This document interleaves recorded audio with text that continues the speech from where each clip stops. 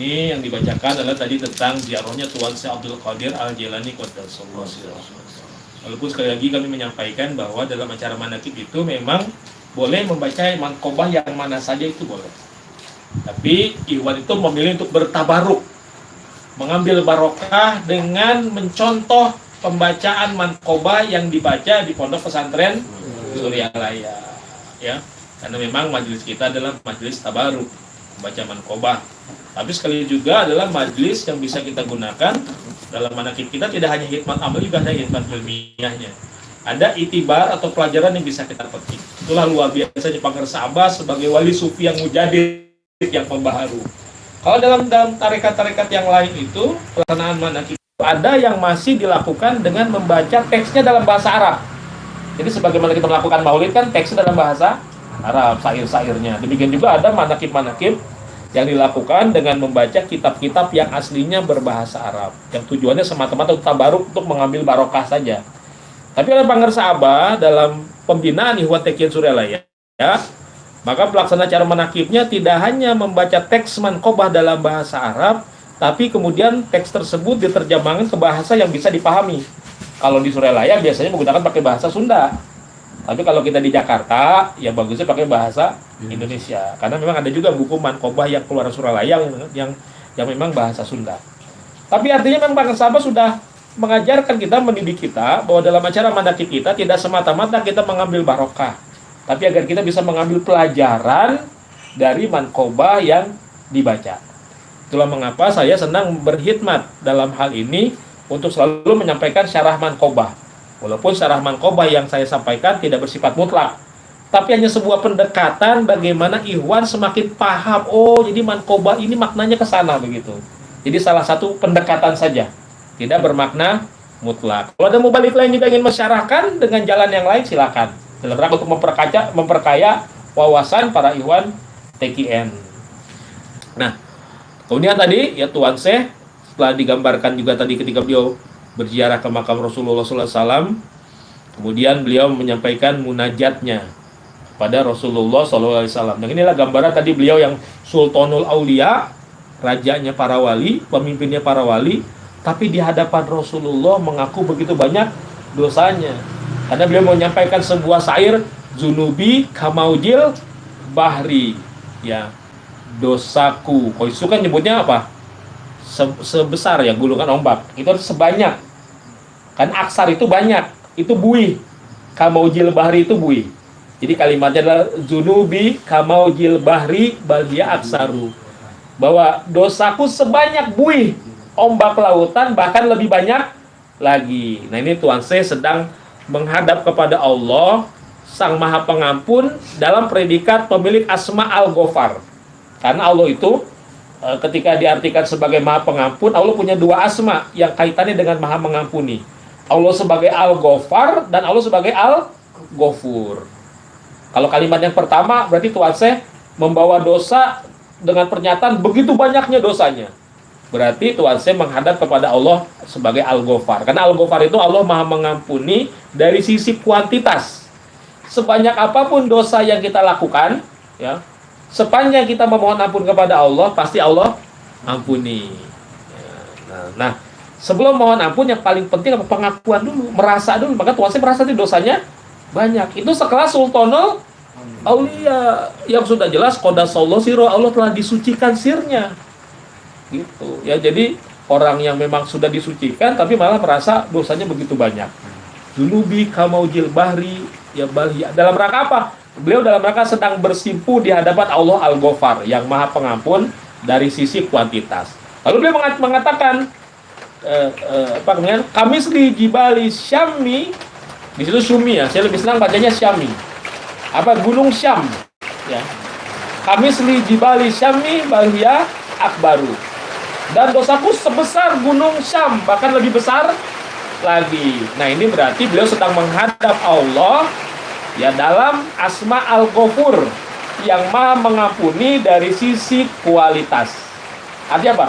Dosa seberat apapun, dosa sebesar apapun bobotnya. Ya, karena dosa itu kan ada bobotnya. Artinya gini, dosa ghibah dengan dosa membunuh beda nggak?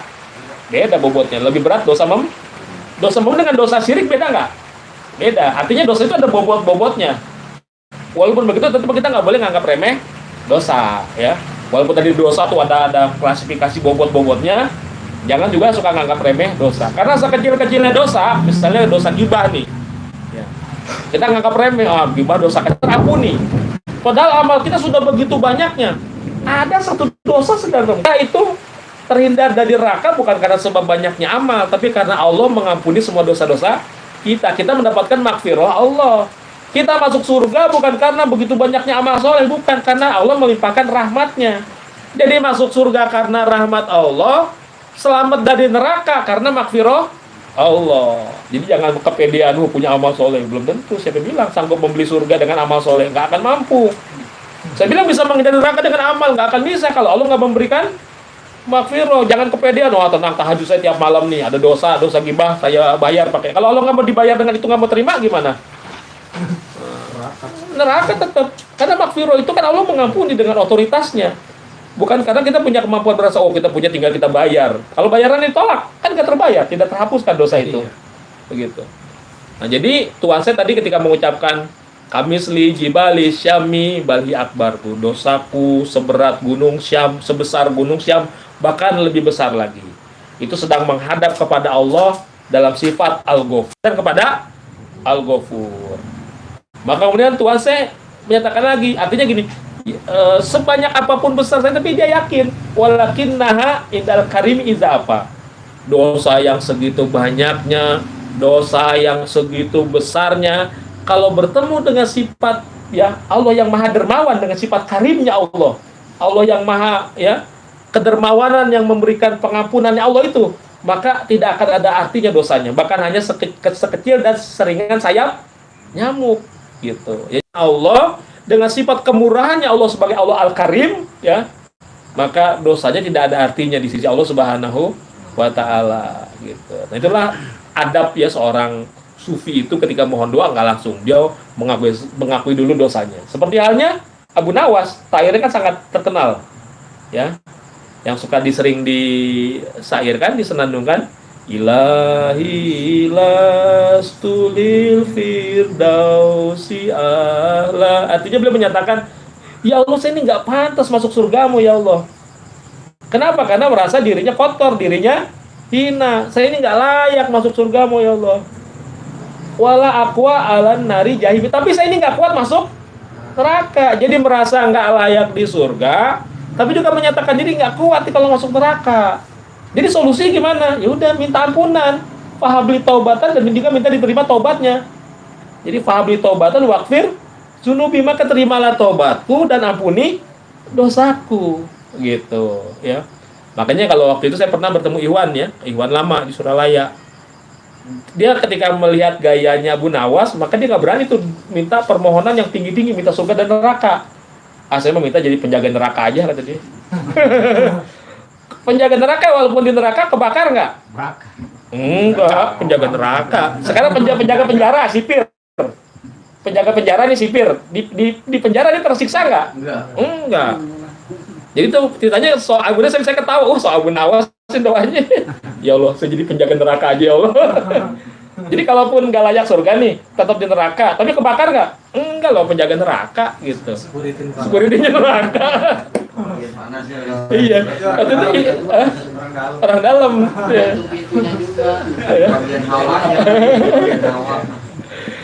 Ya kalau dia penjaga mah enggak, pokoknya mau neraka pas gimana dia penjaga security-nya enggak kenapa-napa gitu. Nah ini, iya, jadi itu gambaran tadi kembali ke manqobah Tuhan saya ya. Tuhan saya sedang mengajari kita bagaimana kita untuk selalu ya merasa tadi penuh dosa kepada Allah ya.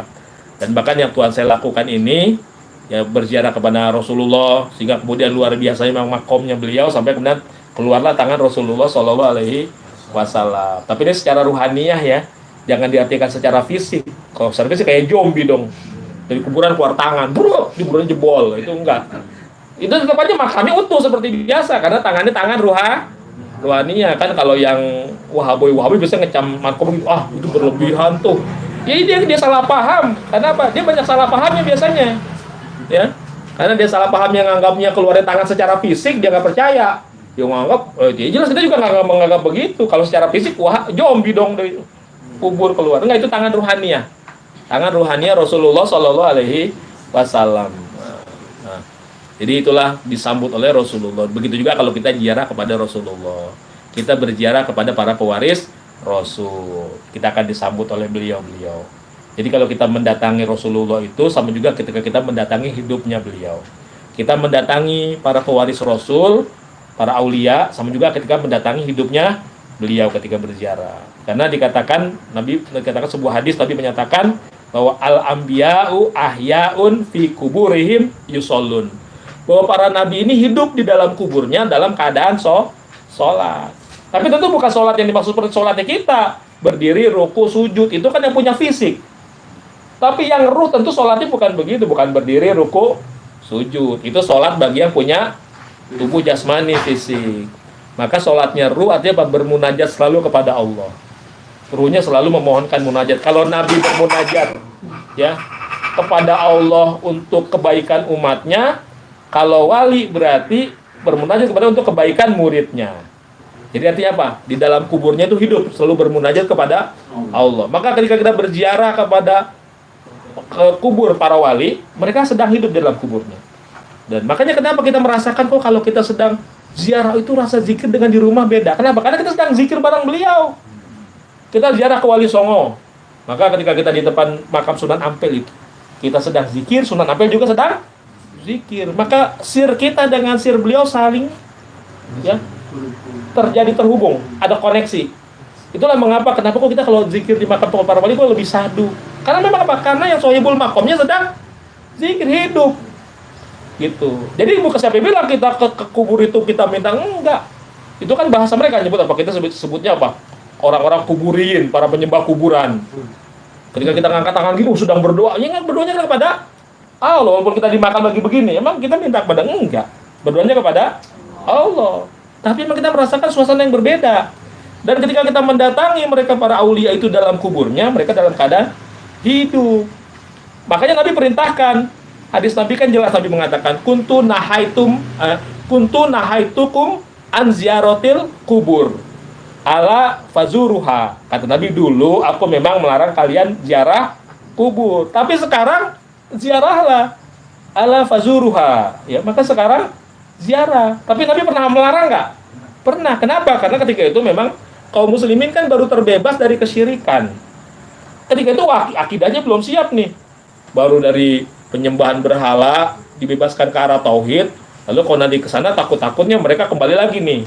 Nah, mereka melakukan lagi tradisi-tradisi lamanya, bermunajat kepada yang kubur. Tapi ketika kemudian kaum muslimin sudah kuat akidahnya, Nabi memerintahkan ziarah. Karena kata Nabi mengatakan, ya fa'inaka turikul qalba, karena dengan berziarah itu akan melembutkan hati.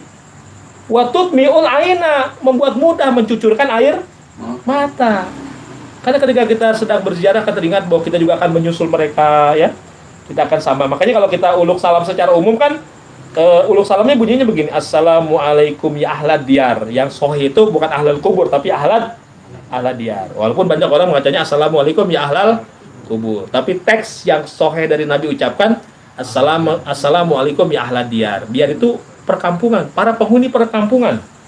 Jadi orang yang sudah meninggal dia apa? Para penghuni perkampungan. Tapi perkampungan alam barzah, alam kubur begitu. Jadi Nabi Assalamualaikum ya ahlad diyar, ya. Minal mu'minin wal muslimin, dari kalangan orang-orang mukmin dan orang-orang yang muslim. Inna insyaallahu bikum lalahikun, bahwa sesungguhnya insyaallah kami juga akan menyusul kalian semua. Nas'alullaha lana walakumul afiyah, maka aku memohon kepada Allah, ya, untuk kami dan juga untuk kalian keafiatan, ya, keselamatan, kebaikan, gitu, kesejahteraan. Jadi kita mohon keafiatan dalam uluk salam tersebut. Tapi pernyataan kita apa? Kita pun akan menyusul mereka. Maka ketika kita ziarah, pasti sekaligus juga di situ ada apa? Ada zikrul maut, kita ingat kepada kematian. Ada zikrul qabri, kita ingat kepada suasana di alam kubur. Wah, nanti kita akan ke sana. Makanya Sayyidina Utsman bin Affan, para sahabat itu lebih takut ketika diceritakan tentang alam kubur ketimbang diceritakan tentang neraka. Sayyidina Utsman kalau cerita tentang neraka biasa aja. Tapi ketika ada yang menyebut tentang alam kubur, Sayyidina Utsman pasti nangis. Kenapa? Karena ketika alam kubur kan itu sendiri. Dan alam kubur itu kan ibarat kata orang masih tahanan, belum ada persidangan. Kalau sudah di akhirat mah tenang, datang sidang ada Rasulullah, ada yang ngebelain, begitu. Makanya kenapa Sayyidina Utsman kalau ditentang cerita neraka dia nggak nangis, biasa aja. Kenapa? Karena oh iya, karena perasa gini. Toh nanti di akhirat mah ketika bangkit rame-rame nggak? Rame-rame. Ada Rasulullah nggak? Tapi kalau di alam kubur sendiri nggak? Sendiri. Makanya rasa takutnya menghadapi gelapnya, menghadapi himpitannya, maksudnya itu sampai menangis kalau Sayyidina Utsman kalau ceritakan tentang alam kubur. Ini bagian daripada zikrul qabri.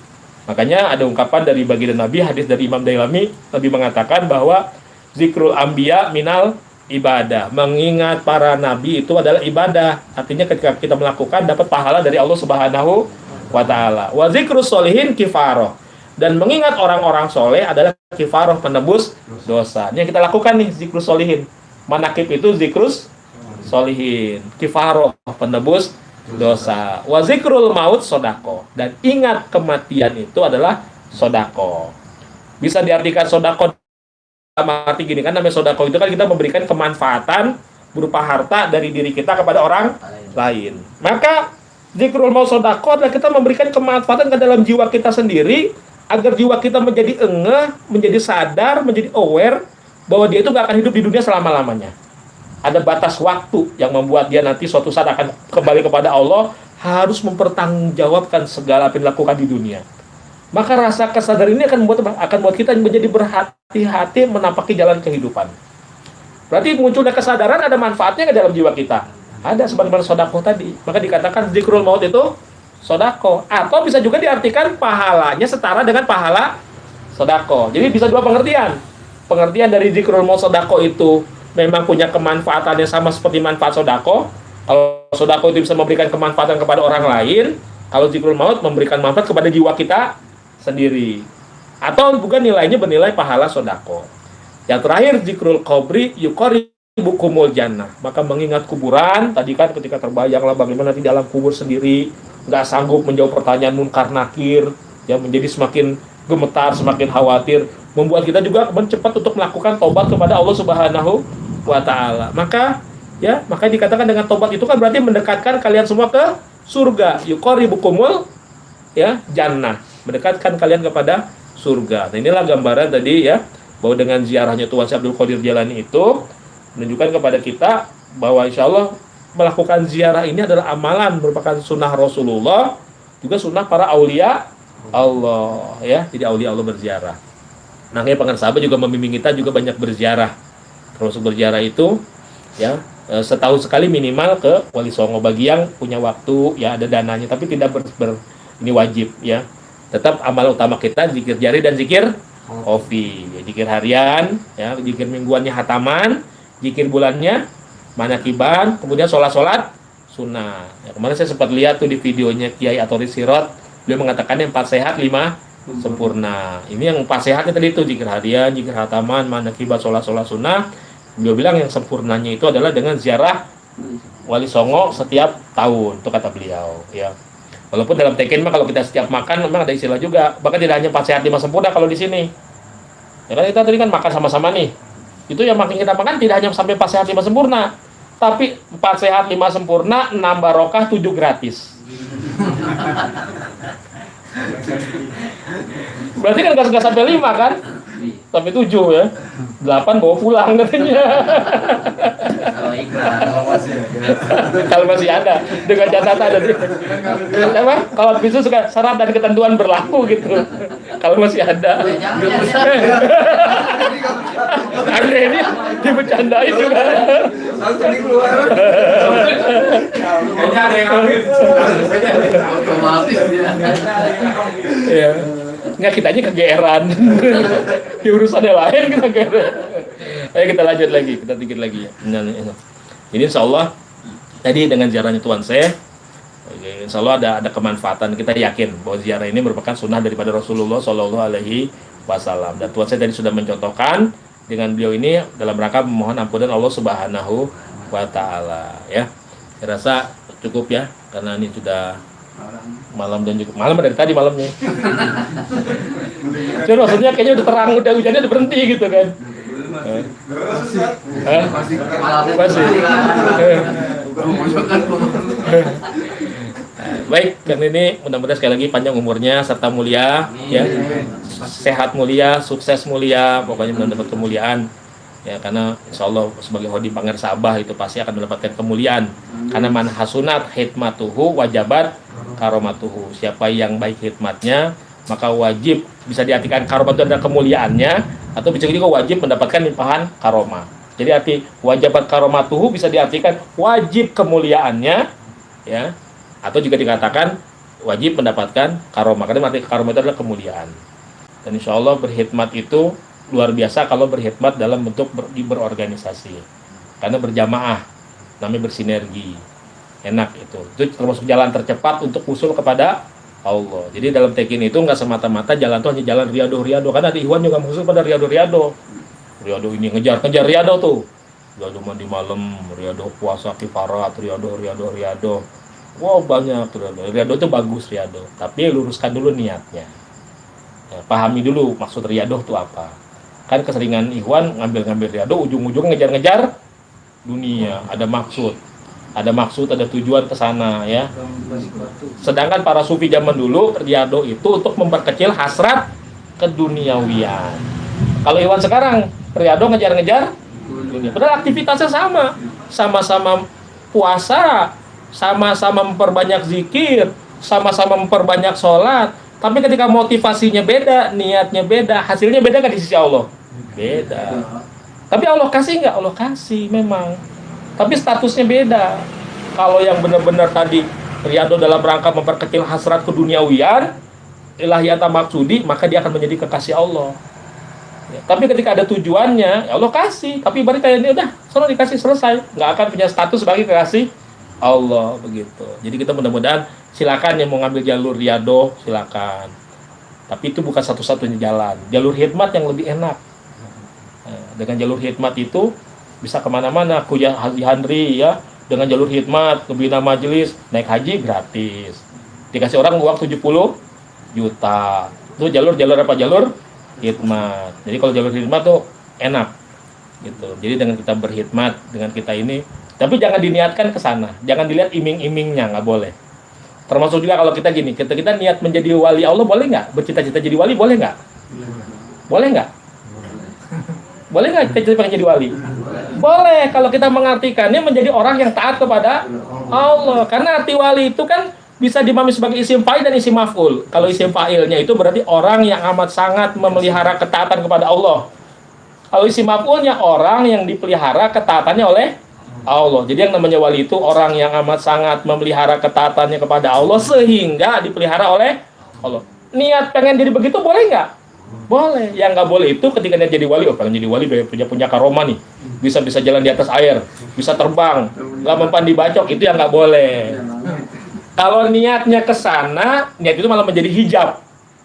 Gitu. Tapi kalau niat kita tadi ingin menjadi orang yang taat, menjadi wali mati, menjadi kekasih Allah yang taat, jadi kamu ingin jadi orang yang taat kepadaku ya. Allah kasih nggak? Kasih. Sepanjang niatnya tulus karena Allah. Jadi niat jadi wali boleh. Kalau niat jadi nabi boleh nggak? Nah itu gila. Nggak boleh. Kalau niat jadi nabi nggak boleh. Kalau niat jadi wali boleh sepanjang niatnya tadi ya, menjadi hamba yang taat kepada Allah. Ini saja kajian pada malam hari ini. Mudah-mudahan ada manfaatnya. Kalau ada kata-kata yang kurang berkenan dan sebagainya, datangnya dari diri saya pribadi. Saya mohon maaf yang sebesar-besarnya, seluas-luasnya. Tapi kalau ada kata-kata yang baik, benar, dan bermanfaat, datangnya dari Allah Subhanahu wa Ta'ala. Semoga dapat terus meningkatkan kualitas ilmu kita, kualitas amal kita, kualitas akhlak kita, dan kualitas sir kedekatan kita kepada Allah Subhanahu wa Ta'ala. Dengan berkah dan karomah guru mursyid kita Pangeran Sabah, Sayyidi Ahmad Sahibul Wafa Tajul Arifin Qaddasallahu sirah. Al-Fatihah. Bismillahirrahmanirrahim. Alhamdulillahirabbil alamin.